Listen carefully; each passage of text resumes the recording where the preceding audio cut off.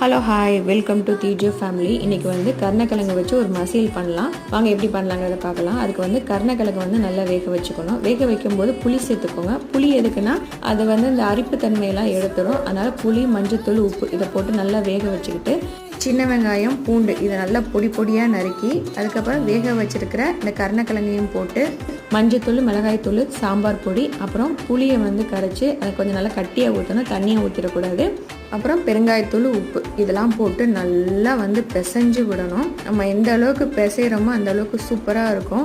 அதுக்கப்புறம் இதுக்கு கொஞ்சம் தாராளமாகவே எண்ணெய் ஊற்றிக்கோங்க. எண்ணெய் ஊற்றி கடுகு போட்டு இந்த பிசைஞ்சு வச்சுருக்கிற இது எல்லாத்தையும் போட்டு நல்லா வந்து பரட்டி அப்பப்போ விடுங்க.